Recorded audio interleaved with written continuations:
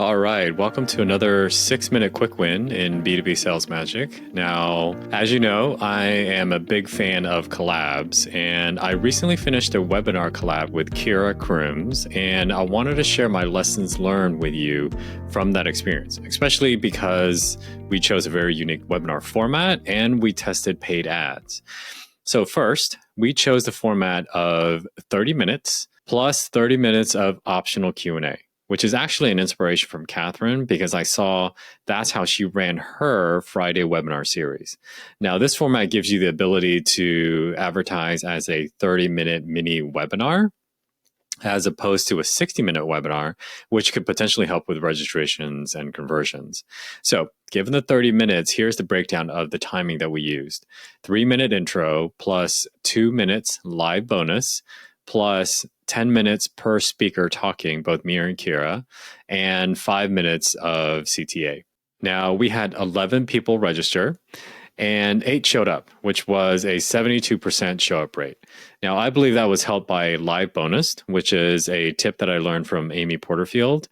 Now, our live bonus was $200 off promo code to my elevator pitch workshop. And that follows Amy Porterfield's tip that a live bonus that has a dollar value has more attraction than a live bonus that already is free to begin with, like maybe a downloadable white paper or something like that.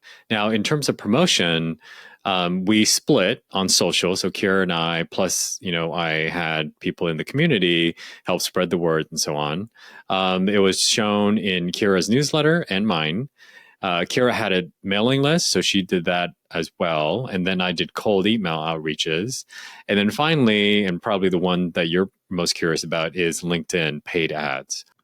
So here's the lessons learned from the LinkedIn paid ads.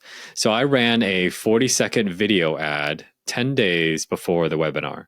And the target audience was US, continental, excluding Hawaii, obviously because of the time zone difference, professional services, 1 to 10 employees. And I targeted the persona of age 35 and older with CXO, owner, or partner in their titles. Now, on LinkedIn, it's nice because I can actually share the audience with you. So if you want this audience, LinkedIn audience, just DM me and I'll share it to your account. Now, the budget that we did was $80 a day, and we ran it for 7 days. And according to LinkedIn, the average click-through rate for professional services for ads break down like this. So text ads, about 0.4% CTR. For video ads, 0.45% CTR. And I ran 2 types of ads as part of the experiment here. So for engagement, I got 1.44% click-through rate, so really good. Now, for an engagement ad, what happens there is that someone will see the ad, they click on the button to learn more, and they'll go to your LinkedIn event page, and then they have to click register to convert.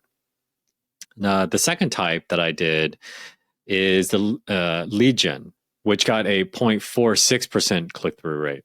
Now, for the lead gen ad, you can create your own custom registration form, which is what I did because I wanted to require the person's work email, not their Gmail, not their Yahoo Mail or something like that. So obviously the click-through rates can be a lot lower if I require their work email. Now, in total, I got 72 click-throughs, but only 2 actually registered, which was a very low 2.7% conversion rate. So the question is why?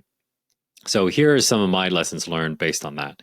1, the interest is there because obviously I got good click-throughs, but I believe the biggest friction point was the fact that this was a live webinar. I think it's really hard to get on someone's calendar. Now, I think the problem was actually magnified because the ad started only 10 days before the event. Now, maybe if this ad came out like 30 days before, this would do better, but definitely 10 days may be a little bit too short notice for something like this. The live bonus helped obviously boost the live attendance because, the typical show up rates on a webinar is less than 50%, and we got 72% show up. So that's really good. Now, also, you want to make sure that the LinkedIn event, if you're going to use LinkedIn, you create the event from your company account, not your personal account on LinkedIn. And that's because company events allow you to use and require a registration form for your webinar and therefore download the registration data. You're not going to be able to do that on a personal account. And the last learning is that collabs turn on light bulbs, not just for the attendees, but also for your collab partner. And this follows a great piece of advice that I heard that you can market to your referral partners as well. And think about it. What better way to market to them than do a webinar with them? Because you're going to get their undivided attention during the planning phase of the webinar and the actual webinar itself. And they're going to walk away with a much better understanding of what you do. And that in of itself might be a go-to-network strategy that you want to use, because nothing builds trust and deepens relationships faster than actually doing something together, right? And not to mention, you actually get to see how they work. Like, do they pull their own weight? Do they respect deadlines?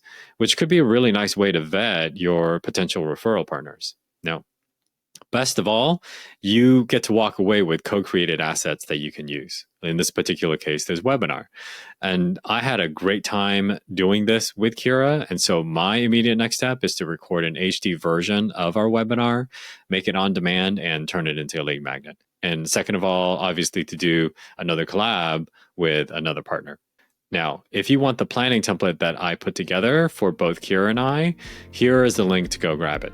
It's got all the sections that you need to think through for collaborating on a webinar, like content, promotion, all the follow-ups afterwards and stuff like that. Now, if you're going to do an event on LinkedIn, I even included a Canva template that can help you create the cover image for your LinkedIn event. All right, that's it for now. I'll catch you next time.